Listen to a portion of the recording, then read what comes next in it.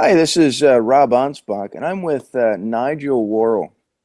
And what makes Nigel is unique is that he owns multiple companies in Central Florida, and it's all about that lifestyle, the passion and vacations.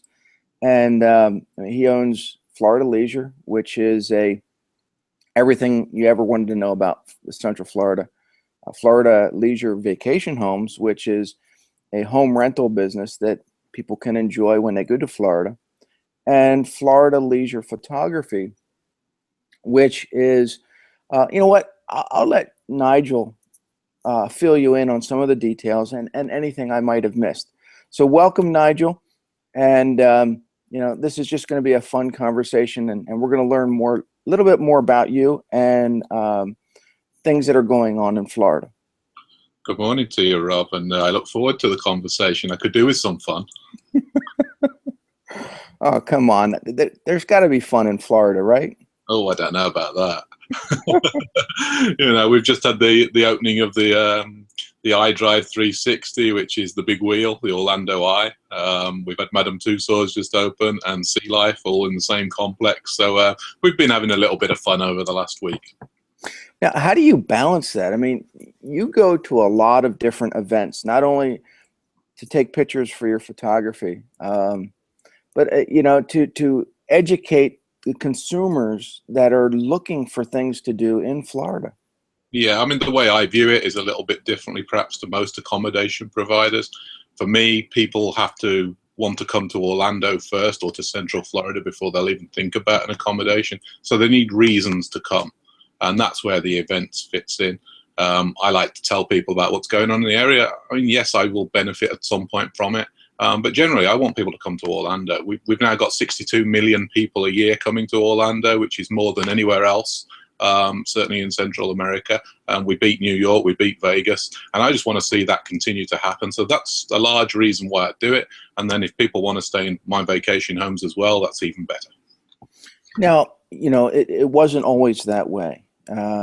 You're not from Florida.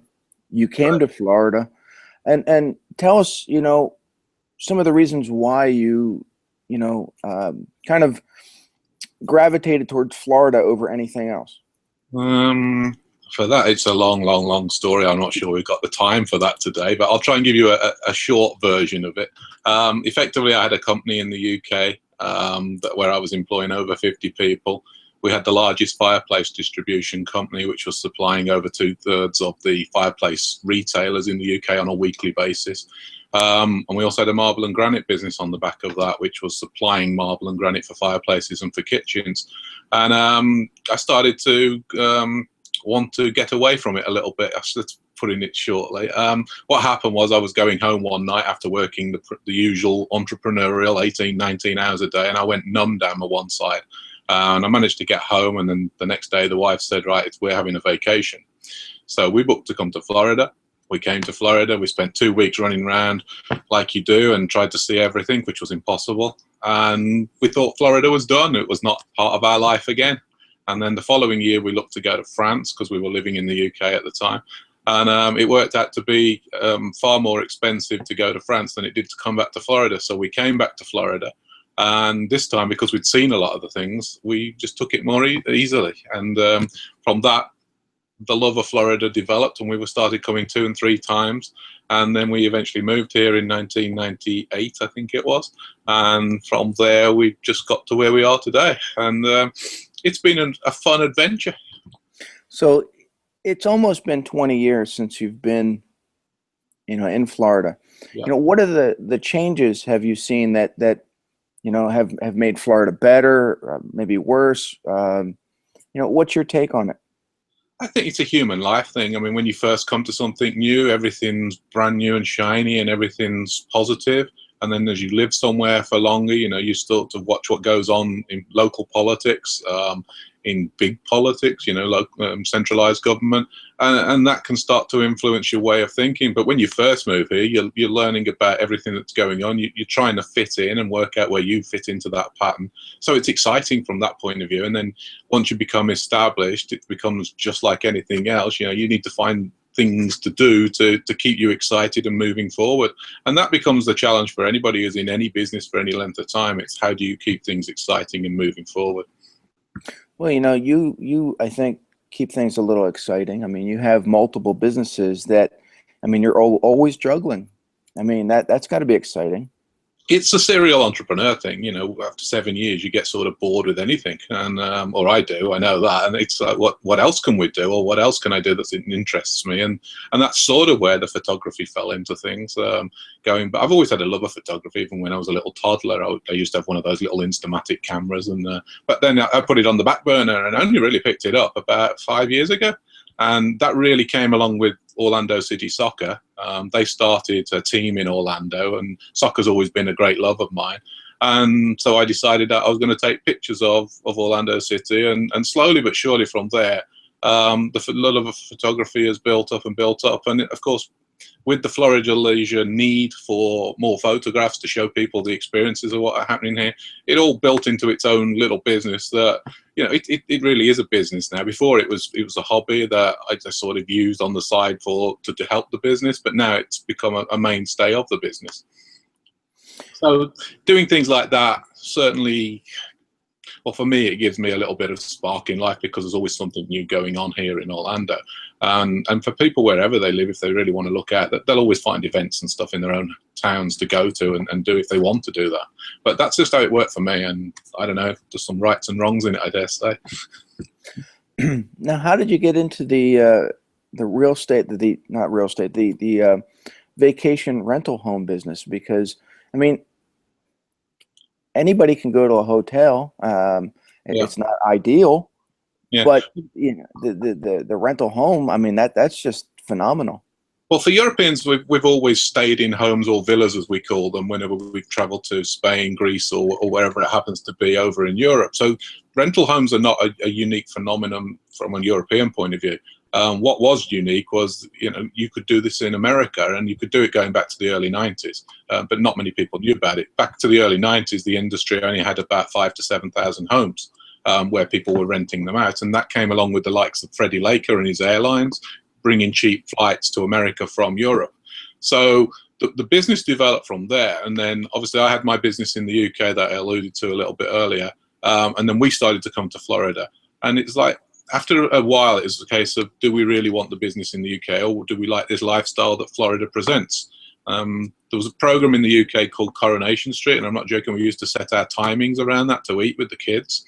It just got to be a point when we came out to Florida and we had a different lifestyle of eating outside by the pool most nights, that we enjoyed that lifestyle more. So it became more and more a question of, do we want to move to Florida? So we did, and during that process, it was a case of, what are we actually going to do? My wife's an accountant, and I'm a guy that likes to do things for 7 years and then try something else. So it was a case of, what do we do?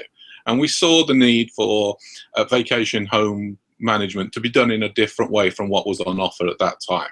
And that's really why we got into it. So we started exploring what we could do, whether we started up from fresh or whether we bought an existing company. And we decided that we wanted income from day one. Simply because we had bills to pay. So we bought an existing company, and that's where we got into the management of vacation homes. And I think we've done it a little bit differently from most. We refuse to deal with the tour operator model. The tour operators just pay low rates, and for me, I'm not interested in low rates just from a pure business point of view, but also we have to pay our homeowners for the use of those homes when we have guests staying in them. So tour operators pay very low rates, so there was no real money in it for anybody. So today the business model's a little bit different from most, in that we look for specific owners that are prepared to maintain the houses in the right fashion, and of course we charge a little bit more for that because they're not box houses. They are always houses that have something different about them, whether that be a pool view, a pond view, a lake view, or a conservation view. So they're always different houses, and they're all furnished very nicely. Now, is there, I mean, you have a variety of homes. I mean, 3 bedrooms all the way up to 7 bedrooms. Yes. So you get an eclectic mix of families that want to use your homes. Is there a process? I mean, with hotels, they take anybody. And I mean, do you screen people? Or, I mean, When or we that? first started out, we were very much like the hotels in, we were new to the business, so any business was welcome, and that's how most businesses start out. You start dealing with anybody just to get some market share, and then as a business evolves, you have to decide who your ideal customer is and who are the ones that bring you the, profit. I mean, at the end of the day, it's a dirty word, but you have to make it, otherwise you don't survive. And our business model has changed over the years, and I think that's the thing for any business. It has to change as you learn more, as you educate yourself about how to do business. I mean, that's the other thing entrepreneurs do. When you leave school, there's no entrepreneurial school. Generally, you're learning on the job. Yes, you can go and do training courses and you can get degrees and you can do all kinds of things, but the bottom line is somebody has to make the payroll at the end of the day, and you're responsible for doing that. So effectively, it's learning on the job to some extent. But we changed our model going back to about 2007, just before the big recession came, to the point whereby we cut down. We used to have about 80 houses that we managed, and today we have 45 houses. But they are better quality homeowners. They are homeowners who will maintain their houses, and we're not fighting with them all the time to do something. They're homeowners that will pay their bills, more importantly, and they're people that we can actually make a little bit of money from. And it's a two-way agreement. We bring them income into their houses every year, so they're gaining from us. So that's the model that we tend to use. Now, a lot of people in our business use the tour operator model, where they sign contracts with large tour operators and people of that nature. So they get low rates, but they get very high volume. The thing that happens then is that the owner becomes disinterested in the property. They're just interested in what the amount of money they receive is. And that for me wasn't the right model for me. I wanted people who were interested in their properties and people who were interested in maintaining them. So that's really how we evolved to being what we are today. And I term us more boutique, as in the boutique hotels. Boutique hotels know the market they're looking for. It's a little bit more upscale than in general. So that's the way we've sort of gone, rightly or wrongly. Now, you touched on politics a little bit, and I know that's a touchy feeling for some people. Mm-hmm. But, what I'm talking about is the political tourism industry. Some of the local communities. I mean, have they been respectful to you? I mean, have they helped you, or is it more of a what's in it for them and the amount of money that they can bring into the community? Let me just put a light on, that might help you a bit more. Okay, back to that question. Initially, I've been involved in the vacation rental business for about 20 years, and initially there was a lot of negative feedback towards us in terms of, we're here to threaten hotels' existence, etc. And it's been a long, slow process to try and educate people that that's not actually the case. What we're doing is offering a different product, something that's not on the market that they can potentially offer. So as you can imagine, we've had pushback on that. Politically, though, we've had to have battles with local governments to say that vacation rentals should be allowed. I mean, there's certain areas of Florida that don't want vacation rentals for some strange reason. They don't see the advantages of them. They see them as bringing in people who are just going to have parties, which is far from the truth. It's normal families that use vacation homes and enjoy whatever is in that particular area they're in. But what we had to do is we had to talk various local counties into basically making us separate. In terms of, so they could see the income that was coming in from hotels and income that was coming in vacation rentals. And it's only really today that 20 years later that certain counties are now able to show that 44% in one county of their TDT, tourist development tax income, is coming from vacation rentals. In another county, it's 60%. So slowly we've been able to educate them that vacation rentals are wanted, that vacation rentals add something to an area, and they're really what people want. If you've got a choice, I mean, I know you've experienced a vacation rental yourself, that, if you've got a choice between a hotel or staying in your own property with a swimming pool, it's truly a no-brainer. Years ago, we used to stay at Fort Wilderness, right in Disney. Yeah, nice property. And we would camp. And it was nice, it was a novel thing, hey, we're camping at Disney property, and it's great. But it's hot, and you're dealing with bugs, and you're dealing with the kids now have allergies with pine trees, and and it gets to the point where it's like, well, okay, I don't want to do that. I want a hotel, or I want this, and then as we went through the process of looking at hotels and the expense or staying on Disney property, we thought, wow, and then we came across the offerings of Florida Leisure, and we thought, huh. this is something different. This is something new. This is something that can accommodate our family. I mean, we have a full kitchen. We have plenty of room. We have plenty of bedrooms. There's a pool, there's game rooms. And, for the price, it was a no contest against anything that was on property at Disney. Granted, you're not on Disney property, but you have, I think, the better benefit of being in a well-maintained home that's geared to the family. Yeah. I mean, let's not cut bugs. Disney's goal these days, which has changed remarkably over the last decade as they focus on money, is they want to keep you on property. They don't want you leaving property to go to somewhere else to spend your money there. They want to keep you on property as much as possible. And we see this with the Fast Pass service and the way they give that out, and we just got to call it what it is. Disney wants you to stay there. But there's so much more to Orlando and so much more to Central Florida to see. I mean, if you fancy a beach day, it's perfectly possible to do that. And you can get back to your own vacation home and have had a lovely day on the beach. Now, if you're staying at Disney, you're probably not even aware that option is open to you. So really, it's a case of when you're staying in a vacation home, everybody can do their own thing. If you want personal time, you've got that choice. You can save a lot of money by using the kitchen, so doing your own breakfasts in the house and just shopping for groceries like you would normally do when you're back home. There's plenty of supermarkets around and grocery stores where you can get whatever you want here. And when you work that out, you can save a small fortune just on restaurants, and you're not dictated to about when you've got to eat either. So you can eat when it suits you. So there's lots and lots of advantages apart from the ones that you've mentioned in that regard. And that's why a lot of people choose to do it once they've done it. Well, one of the selling points was that, in every house that you have, there's a dining room, so we can all sit together as a family eating our meal. Yep. You're not going to find that in a hotel, if you're going to stay at a hotel, then. Yeah, I mean, in a hotel, you're going to be in a dining room where there's lots of other people. So it's not so intimate. I mean, you've got the choice here of using the dining room or actually going poolside. We've got dining tables outside where you can eat poolside. So, you can get straight out the pool and have something if you wish. And it's just a more relaxed lifestyle than having to plan everything that you do when you stay at a Disney hotel or any hotel. On your Florida Leisure website, and for anybody watching, it's floridaleisure.com. Nigel has a great deal of information on there. And what's nice is that it's not just constantly focused on Disney. I mean, Disney's great. Don't get me wrong. I love Disney, but he also has information on Universal and some of the other major attractions. But then he has, you spend a lot of time, reporting on and taking pictures of some of the off the beaten path attractions that I think make Central Florida more appealing to a wide variety of people.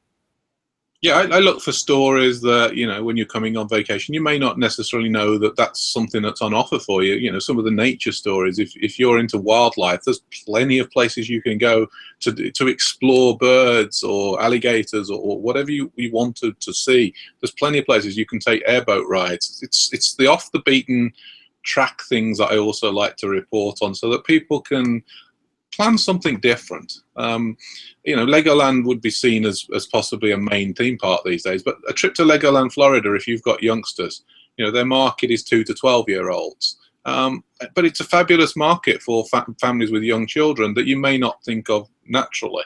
You would naturally think of places like Disney or the Universal Studios or even SeaWorld as being the main three parks, but there's also places like Legoland. But there's a lot of smaller attractions as well that are there free to go and see. There's a place not too far away from here where you can spend all day there just looking at birds. And if that's your thing, but not necessarily everybody's thing, but it might be some. If you're into photography, there's places you can go and take photos that would be away from the main tourist areas.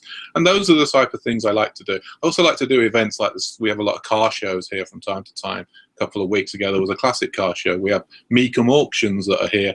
And they're the largest car auction in the world, I believe, or that's what they claim. And we have that every January. And it's things like that you may not think about when you're planning a trip to Orlando. just the other day, I sent you a message and it said, do you know anything about the rodeo? And I'm like, and I was thinking, rodeo in Florida? Seriously? Yeah. Broke up on me, Rob.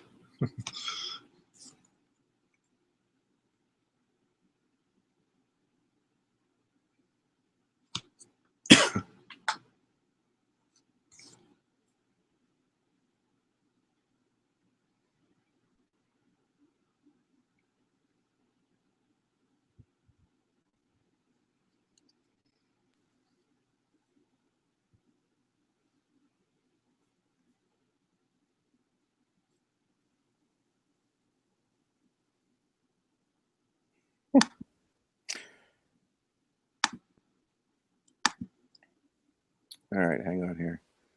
Technical difficulties. I'm still here. Yeah, I don't know what happened. I don't know. It just froze. We were talking about rodeo.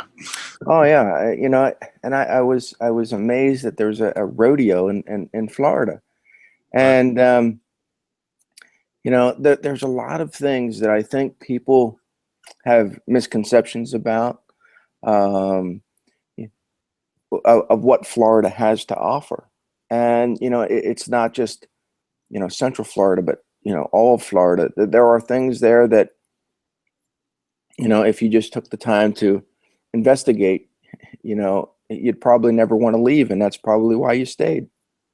Well, I'm always finding new things, and that's what entertains me as well, from both doing it on the floridaleisure.com site and the photography of it. So there's always something new. I mean, there's always, the thing about Orlando in particular is always something new happening here. SeaWorld have just announced that they're doing the longest, tallest, fastest roller coaster, and that's going to be coming in next year. So there's always something that's changing or something that's coming that's new, and it's not always about Disney. Disney's a huge part of what goes on, and they do some terrific things, as we're going to see in the next couple of years. But there's so much to do here. I mean, you refer to the rodeo. That's in a place called Kissimmee and St. Cloud, and historically they're old cowboy towns, and they've sort of grown and grown and grown on the fringes of Disney. And rodeo is a huge part of the lifestyle for those people living out there, and that's why you have the opportunity to be able to do that. They've now secured the second largest rodeo in the country to come here every year. So it's events like that as well that sort of add to the appeal. And not everybody likes rodeo, but there's a lot of people that do. This year that when we come down to Florida, we're taking what's called the auto train. It's operated by Amtrak, and it comes from it starts in Lorton, Virginia, and drives all the way down to Sanford, Florida, I guess, which is right outside of Orlando. Mm-hmm. And you load your vehicle up. They load your vehicle on the train, and you spend the night on the train, and they serve you dinner and breakfast, and you don't have to drive. If you're up in Pennsylvania where I am, driving 20 hours to get to Florida is, exhausting. Yeah, it's a slog. So, if you're not one to want to fly, I mean, I like flying. My kids don't. The train is a great option. I don't know if there's been a lot of people that go to Florida or Florida Leisure that have taken the auto train, but not too, again, I know, yeah. There again, it just, I think it adds to the excitement of your vacation. Yeah, it's something different, a new way to get yourself from A to B. I mean, most people, in terms of flying here, that's what they choose to do, but the flying experience isn't that great these days. Once you're on the plane, it's okay, but it's everything that goes with flying before and after it, and the little fees that people put on, that the airlines put onto things these days, that's a turn off. Whereas going on the train, it's just a different way of doing things, and you might experience something different. You may like it, you may love it, you may hate it. You'll never know until you do it. I'm certainly very interested to hear what you've got to say about it. Yeah, it's going to be an experience. Now, you have passes to all the different parks. When they have different events, you're usually there. is there one that you, and I'm not going to say like better than another, but is there one that has, I think, a different way of doing things than another? That's a great question. Never really thought about it. You see different levels of organization and professionalism. I think the most interesting one for me over the last 12 months to 18 months has been the way SeaWorld has operated. SeaWorld is a wonderful experience and a great part to go, whatever you feel about the whale and orca issue. I mean, I defend SeaWorld because I haven't yet seen an argument, a factual argument, that would make me believe that what SeaWorld does is wrong. I've actually taken the trouble to go behind the scenes and investigate and find out more about their orca project. And you have to understand that there's two sides to SeaWorld. You've got the public entertainment side, and then you've got the conservation side. And you can't have one without the other. The entertainment side gives the funds to the conservation side. So I understand the arguments about, they shouldn't be keeping the whales trapped into what people call a fish tank. And obviously the fallout from blackfish has been quite wide and spread, and people have got emotional feelings about that. But that's what it is to me. It's an emotional feeling. Whereas if you actually go to SeaWorld and see what they do, there's really no argument that they are the best and most leading conservation company on the planet. There's just no two ways about it. That's why people go to them, other companies go to them to learn from them. But to watch how they've handled their PR and to see what they're doing, that's probably been the most interesting of them all. They're all very similar in terms of the sort of things that they do. Generally you go and they'll talk to you about what's happening and show you around. You can take pictures and video and then promote it. But SeaWorld's been the one that I would put as a standout at the moment, simply because of the way things are evolving as a result of the movie Blackfish. And again, you can have personal feelings about how Blackfish has gone. I don't think SeaWorld have handled it as well as they might have done, and I think they realise that. That's why they've got their new program out at the moment, promoting conservation and what they actually do. But from an event to an event thing, they all tend to be the same type of feel and the run of how they go. Now, I was reading a comment from someone the other day, and it wasn't on your site. I think it was on a Disney site, where they felt that Epcot was a little dated. And I know that, Epcot is, changing some things around, like they all do. They're actually taking out one of my favorite rides is the Norway ride. Do you get that information beforehand as kind of a vendor, that what to look for, what to tell people, or is it kind of a surprise to you sometimes? I may get it 48 hours before anybody else. When I say anybody else that's general public. Media tends to get notified, but then it leaks out, particularly from Disney. There's certain companies where it comes as a complete surprise. Orlando City Soccer is one thing that comes to mind. There's certain things there that we just don't know about until it happens because of the nature of sport. Things cannot be leaked out, such as if the club's signing a player, like Brett Shea came in. That was pretty much a surprise to us all. We'd heard a rumor or two, but until it's, you can't report on rumors. You have to report on fact. I mean, I know there's a lot of news channels these days that will report any type of rumor, but generally speaking, no, we don't get it much in advance of anybody else would, simply because the way the world evolves these days. People love social media, and you'll find things on Twitter that you wouldn't find in the mainstream media for quite a while. So, events are fun to go to when you do learn something, but you've always got a sort of idea of what's going on. Now, do you consider yourself more of a kid at heart when you go to these parks? I mean, do you enjoy it the way someone else would? Because you're there to work, to take photographs or to report on stuff. When I first started doing it, it was certainly that element of being a kid. But now for me, it's work. It's a case of I've got to go there, and I've got a pre-planned agenda of what I've got to get and what I need for putting onto FloridaLeisure.com at a later date. So I've always got the storyline in my head about what I want and what I must get. Sometimes that changes, though. Sometimes something new comes up when you're actually there, and that's a different angle to take. But generally speaking, it has become work for me. People, I get a lot of comments about what a lifestyle you must lead, because people, envisage going to Disney as being a day out with the family or a day to enjoy yourself. But for me, there's not a lot of fun in it when I'm going for an event of that type, because I'm carrying cameras and they can be quite heavy. I'm carrying video stuff, and then I've got in my mind, I'm always thinking about what I've got to capture and make sure I do.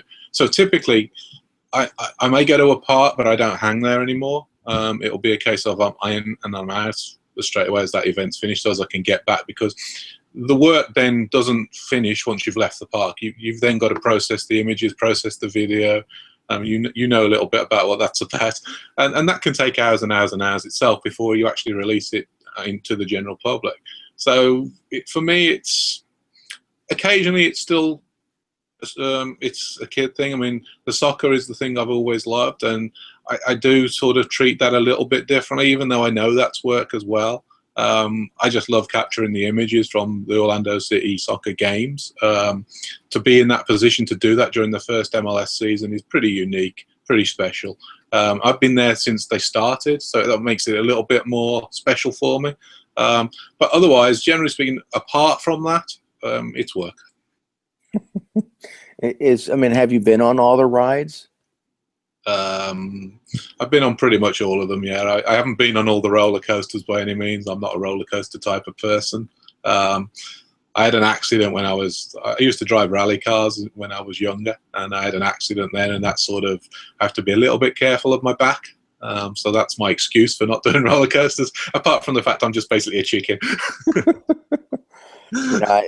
I think the Everest, is that the one in Animal Kingdom?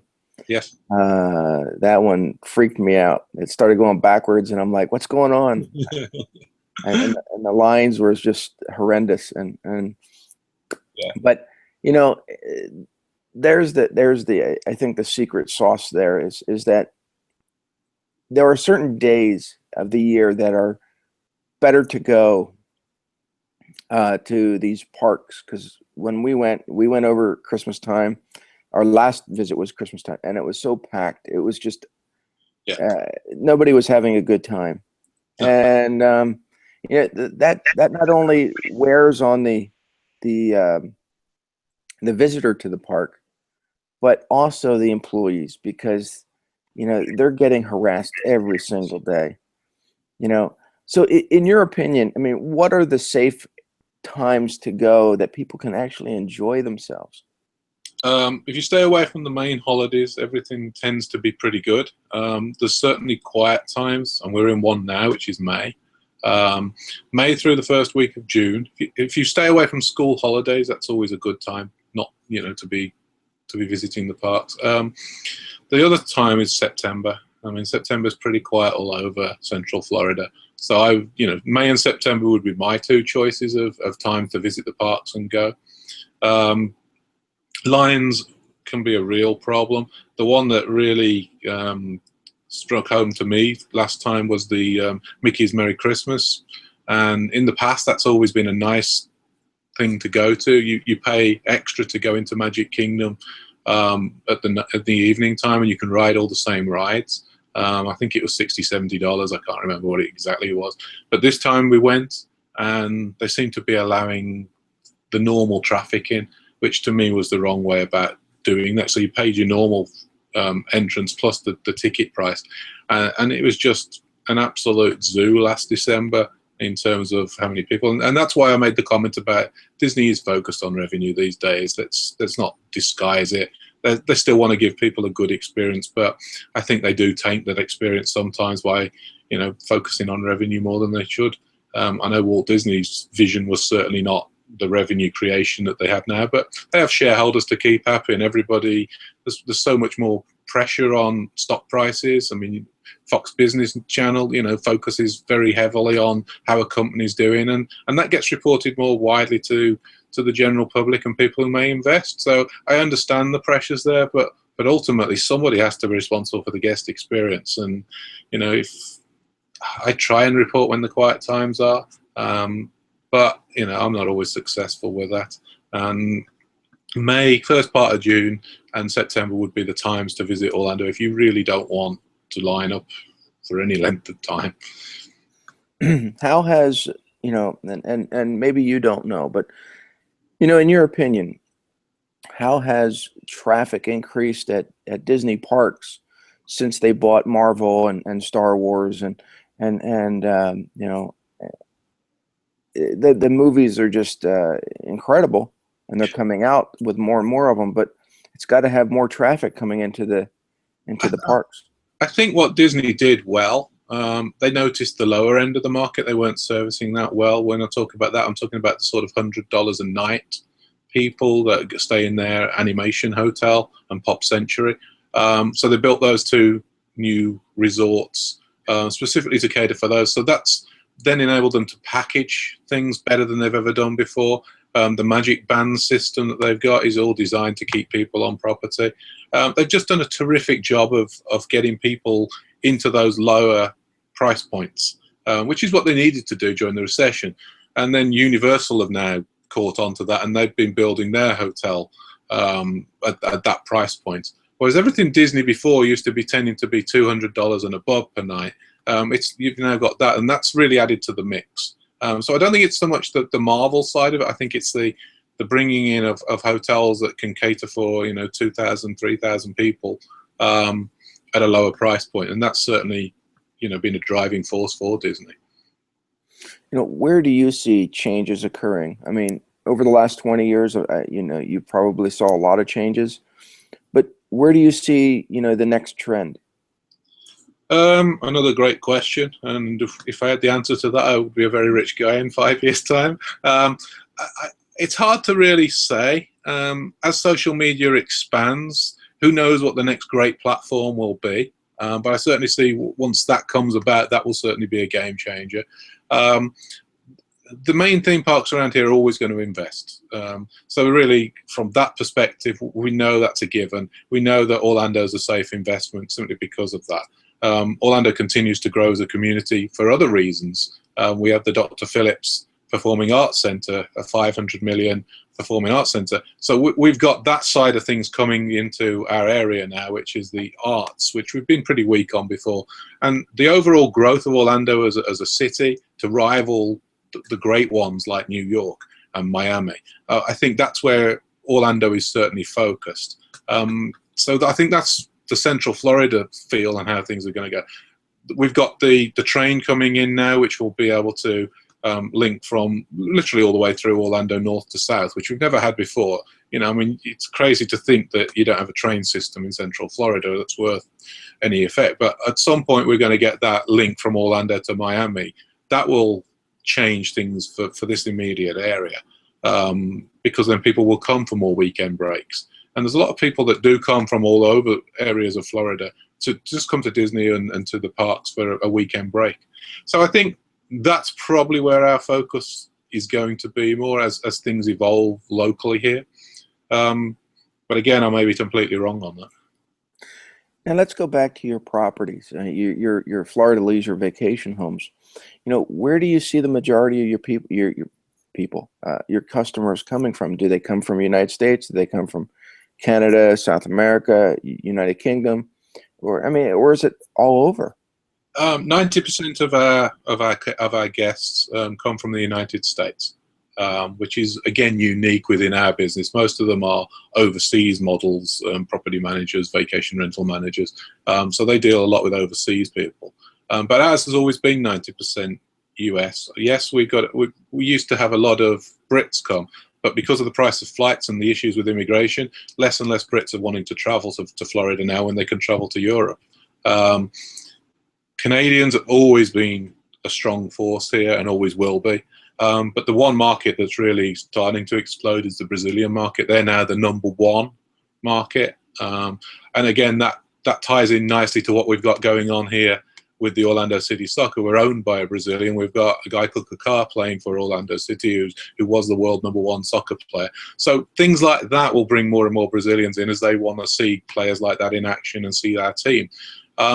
So Brazil is a huge market that's expanding, and so certainly South America will continue to expand, which brings challenges of its own, because if you're an English-speaking company, what you've got to do now is you've got to become Spanish and Portuguese-speaking. And that brings its challenges as well, because they have different demands of what they want from a vacation as well. And a lot of them love to shop. So we have that challenge coming ahead of us. But even around your properties, they're shopping everywhere. So, I mean, yeah, I guess people love shopping, but each of your communities is a little different.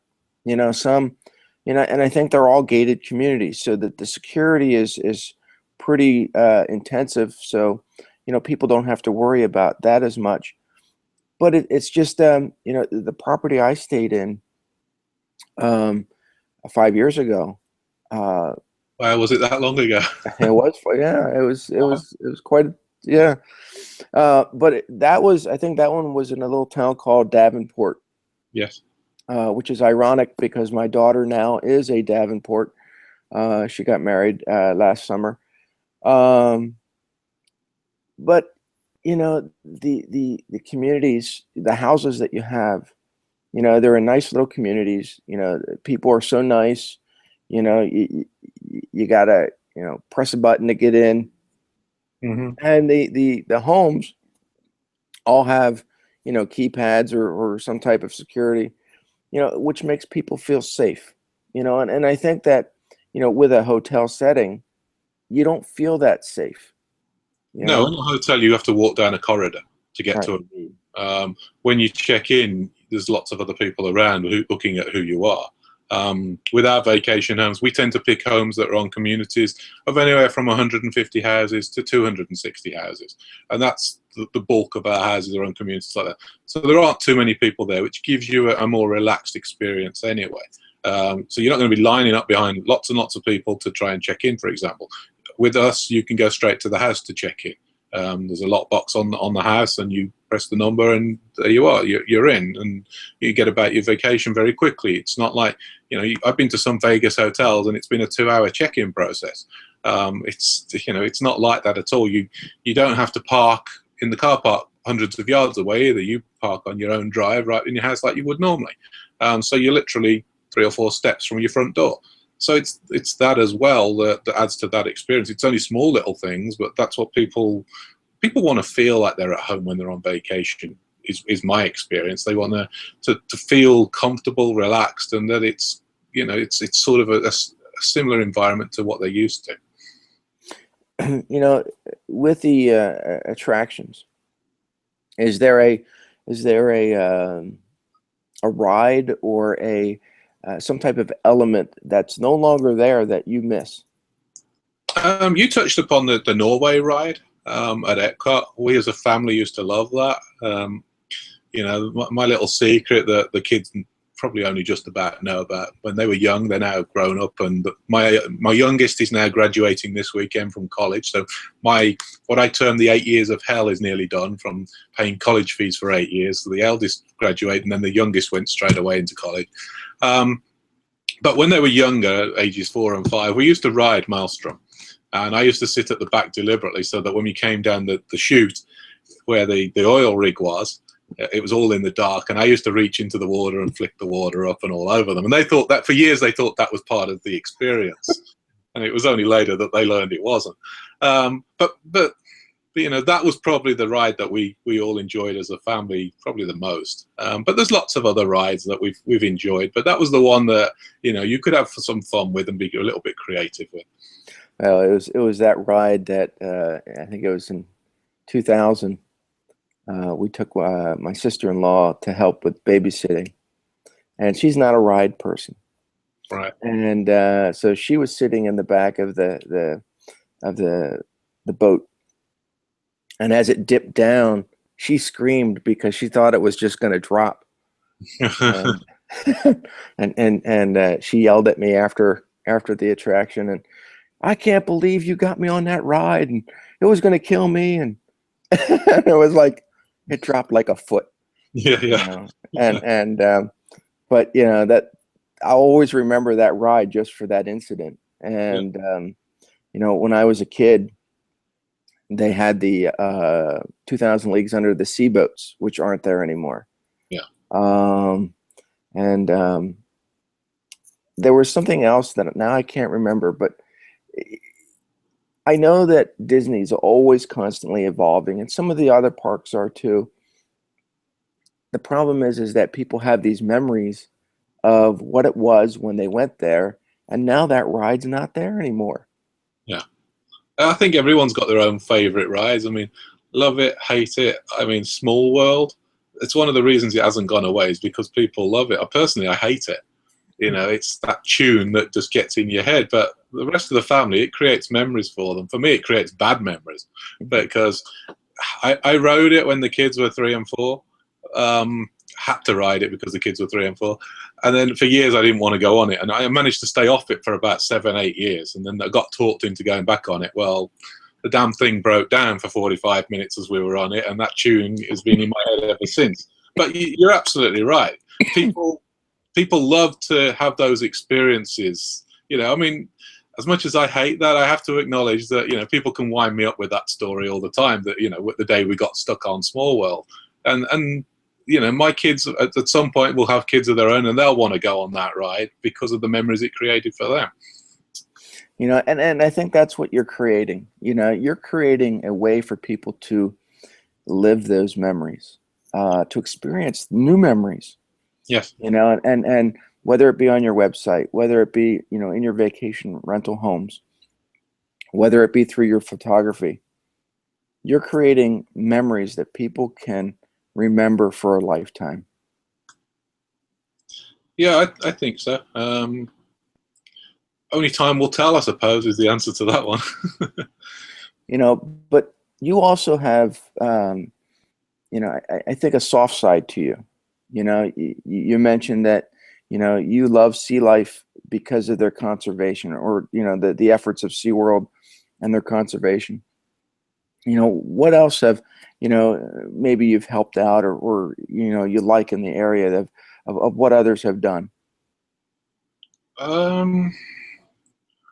Another good question I haven't really given a chance to think about. I don't know that there's a specific answer to that because things happen on a day-to-day basis that you see around the globe and around the world, not necessarily here in Orlando.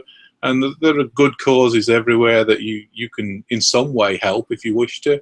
And I think that's an important part of life as well, learning about others as you go along. And if there's some way to help and assist, then that's what you would do. A couple of years ago, we had a family that, chose somebody else to stay, chose another company to stay in the vacation home. And that fell through. The home wasn't there for them. So I just felt that, I could help them out a little bit, and that's what I tried to do. And I think that's what humans need to do more to help each other in small ways, whether it's just paying for the guy's McDonald's in the car behind you or whatever. It's just small little things. I don't think there's anything major that I would turn to. I mean, obviously SeaWorld does a lot of good in the world. Some people choose not to believe that, but I think there's good to be found in most things and most people if you want to find it. Mm-hmm. With all the news of, I don't know, despair and anxiety and threats, does that play a factor in people's travel? It can. Certainly after 9/11, we saw a drop-off in people wanting to come to Florida.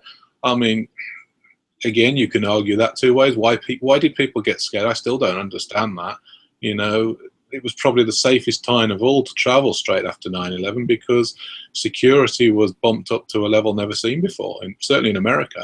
So it certainly can do, but that's no different to anything else that can happen in the life cycle of any business. You have upturns and you have downturns. Who knows where we are currently in terms of recovering from the recession? If you listen to some people, things are all great again. More and more people have income to spend. But if you listen to other people, then it's the opposite way around. But I think in life you're always going to get those situations where you have the people with the money and you have people who don't have the money, and the people who generally don't are going to moan the most. And I don't think that will change regardless of economy. It's always going to be that way. Speaking of economy, You know, is there things in your area that help? You know, and I'm not going to say that they're going to help people. It's just um, what I've discovered is that the tourist industry by and large doesn't really do much to help the community. They do a lot to maybe bring people into the community, but they're really not helping the business owners deal with the influx of people.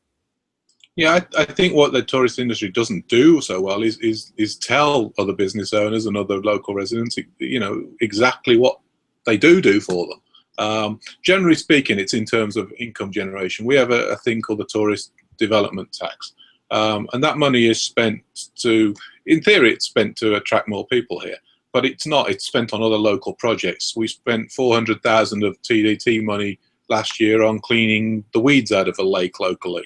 It's little things like that, but there was no publicity about where that money really came from to fund that. And there's lots of little projects that happen that way that help local people. The rodeo we referred to, you would term that as being a local people's event usually, but that's partly funded by TDT as well. Part of the funds that went into getting the rodeo company here, the second largest national, that came from TDT.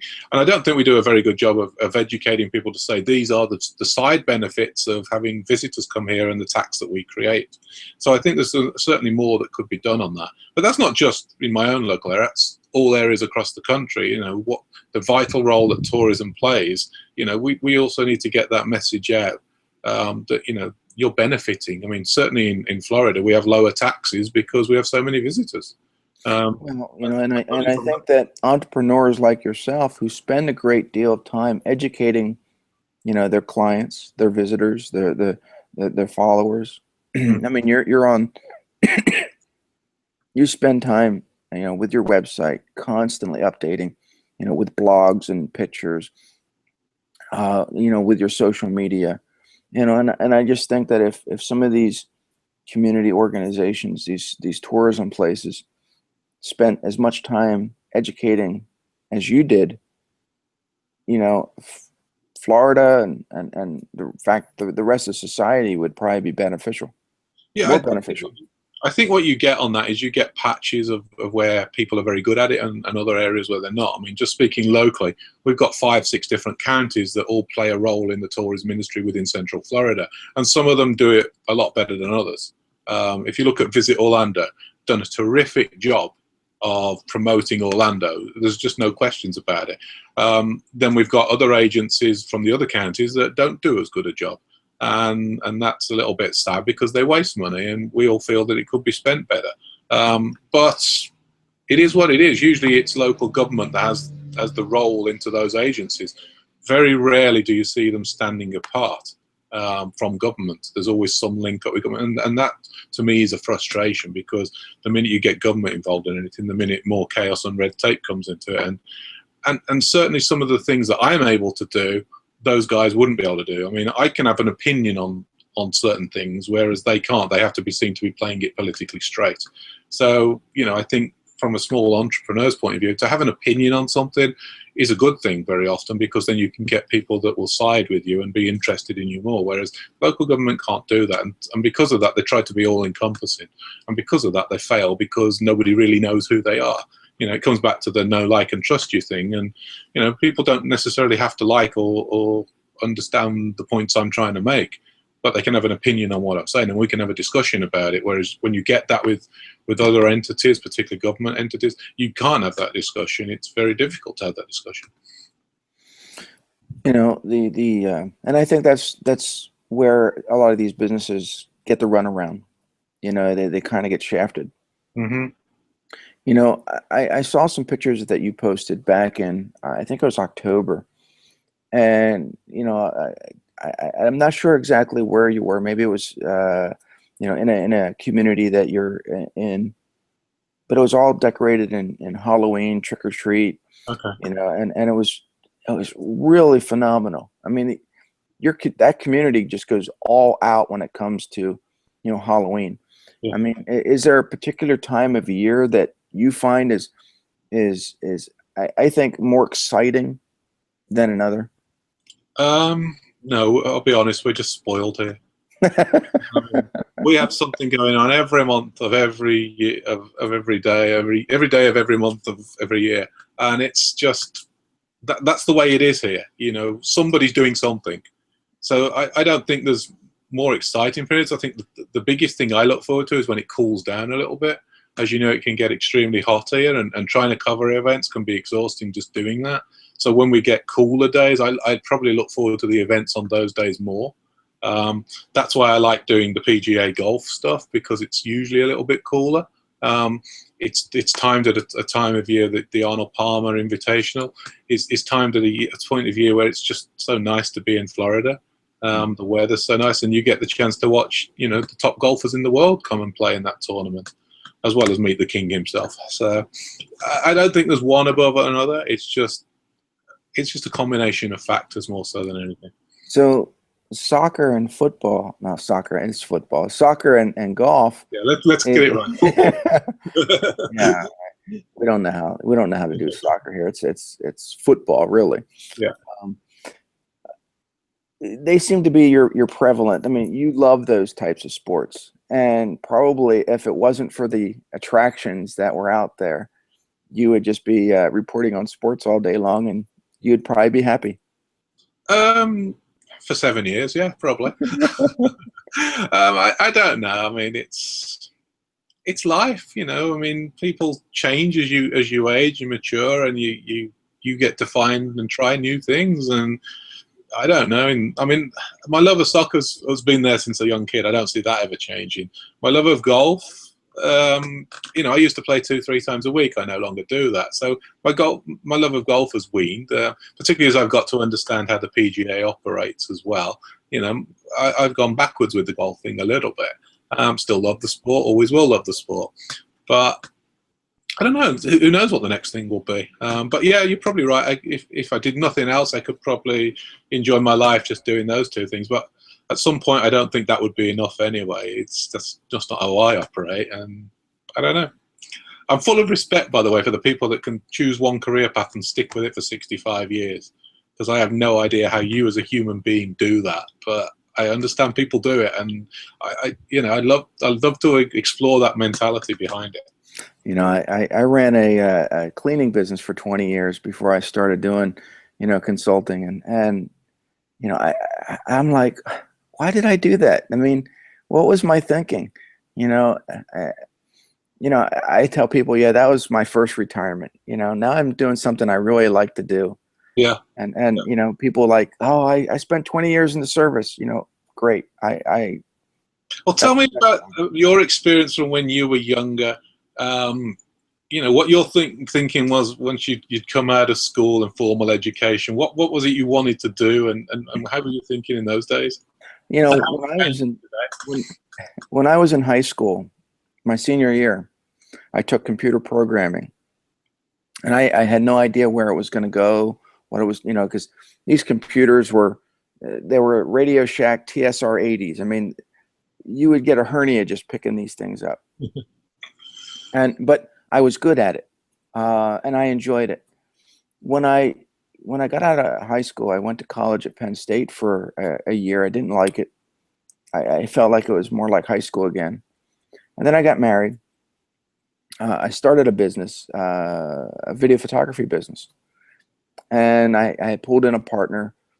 And about 6 months into this gig, you know, he ran off with half the equipment and left me stuck. And I'm like, oh, great, this is, you know, I'm gonna have to pay back all these loans and do this. And I folded the business. I just couldn't maintain it.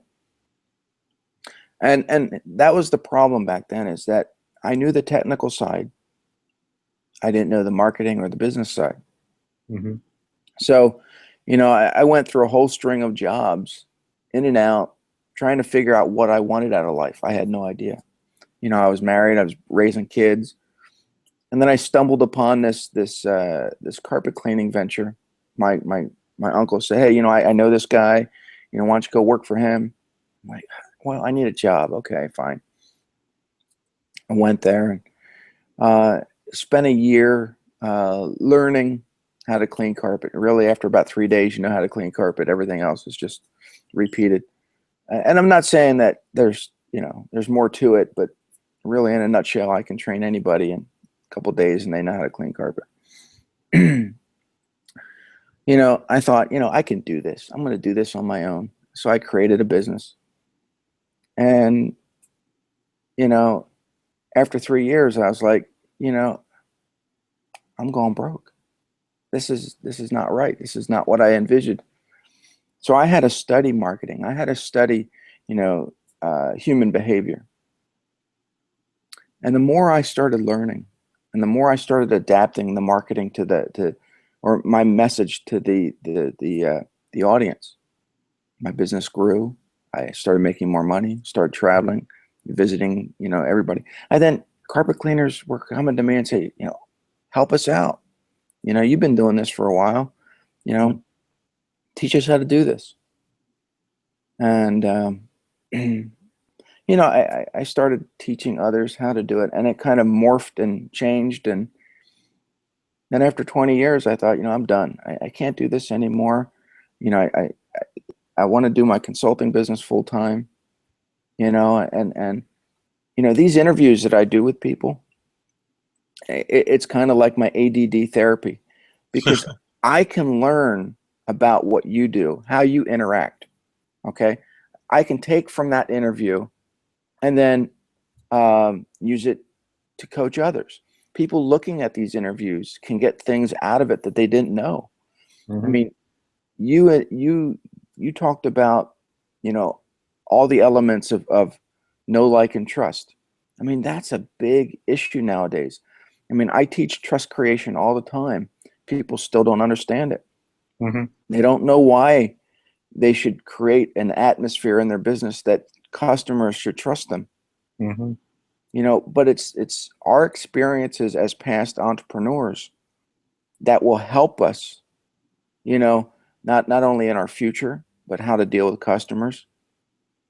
I figured that my 20 years cleaning taught me so much about human interaction, because I'm always cleaning up after somebody, and when the majority of my clients in the cleaning field were women, I had to get to know how to treat a woman with respect when I go into their homes, so that they can trust me enough that they'll want me to come back, have us do more service, shell out more money, and the list goes on and on. Sure. And that's exactly what you do, as an entrepreneur. People come to your rental homes. They see that the customer service is there. They see that the quality of the homes is far exceeding what they're envisioned. They see that, if there's ever a need, they can just pick up the phone and call you. They remember that. They come back, year after year or every couple years. But it's through that education, whether it be on your website, whether it be, in your materials, whether it be, in interviews like this, that help people see the human side of who you are, and so they can trust you. Yeah, it's the people dealing with people thing, and that's how I've always believed business should operate. I remember when I was working on the shop floor back in my engineering days, and I've got to be honest, the bosses there were the bosses, and you were the little underling that was supposed to do what you were told. And I hated that atmosphere. I was very resentful of it. And in the end, I lasted there maybe 4 or 5 years, and it was time to get out, because I just didn't enjoy getting up in the morning and going to work. And I always thought that if I ever had the opportunity to employ people myself, and I had no idea back then that would be what my destiny would be, that I would treat them differently. I would treat them as human beings. And I think even that evolves. I mean, what happened then is we got into a business whereby I ended up employing 50 odd people. And when you get to that level, you get all shapes and sizes. You get the good, you get the bad. And your attitudes can again change. You start off treating people the way you feel they should be treated. And eventually you start to understand the other side of it, about why you have to treat others a different way. And I think that's a learning curve as well. But it can wear you out. trying to adapt what you started out as a business because you saw a vision of what you wanted. It becomes something entirely different to something that you don't really want, and that's a large reason why I moved to Florida and got away from the business in the UK, because it had become something I couldn't really control anymore, and it wasn't a people business.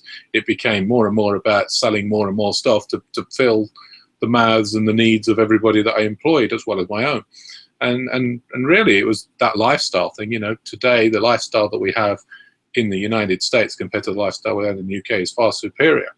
Yeah, there's some ups and downs to it, but ultimately we're back in the people dealing with people business, and we've tried never to forget that.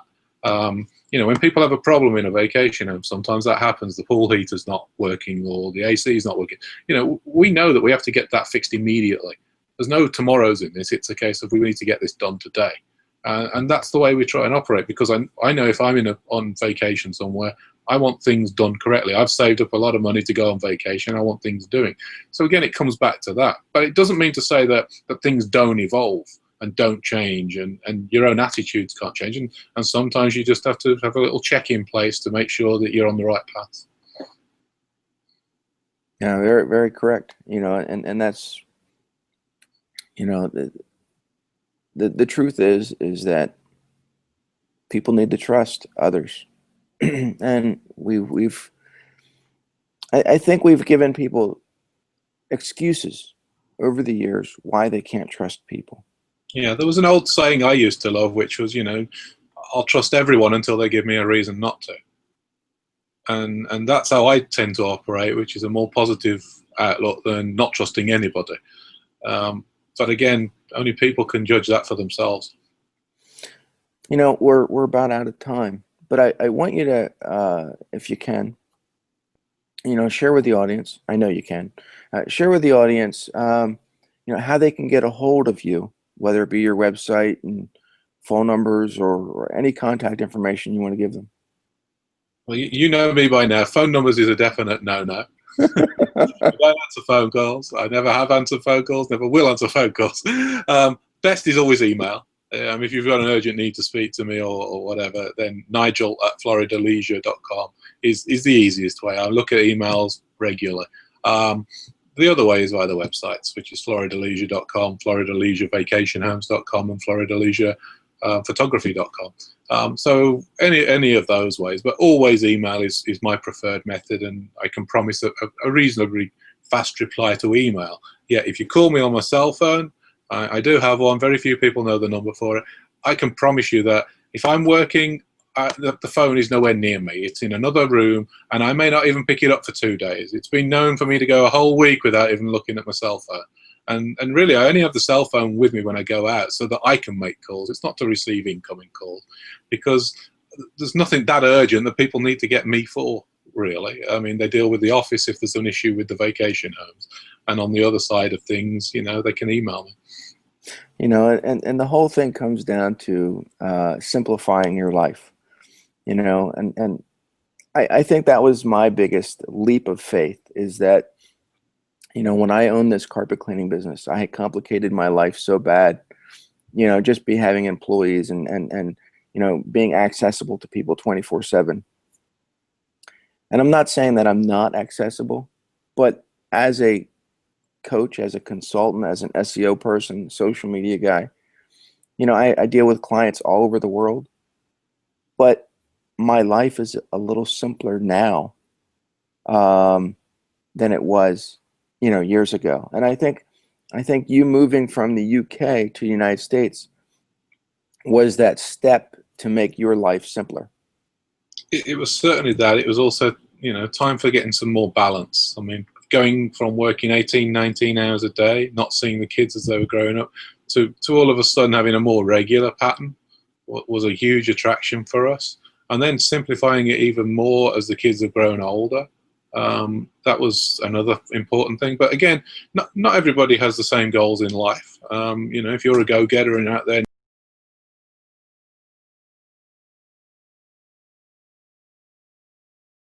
mine has always been to make sure that there's balance in my life in all directions. I want to thank you, Nigel, and I hope the audience appreciates all of Nigel's words of wisdom, all his travel It's not tips, about all wisdom. his. That's just my life experience. I'm not sure it's wisdom. Well, we'll call it life experiences. And we can all learn from someone's life experiences, and it helps us, kind of adjust our own, gives us that learning curve that, we don't have to take on our own. Yeah. So, Nigel, I hope anybody listening to this, goes to Nigel's properties, goes to his website, experiences, those properties down in Florida, because I think that you're going to have, memories that are going to last a lot longer than just staying in a hotel. Yeah, well, I'd certainly like to meet more people. Certainly have a like mind to us. It would be a joy to have a chat with a few of them. So thank you, Rob. I thank you for the opportunity to have a chat this morning. Well, thank you, and we'll have you back hopefully soon. Okay, my friend. Take care till then.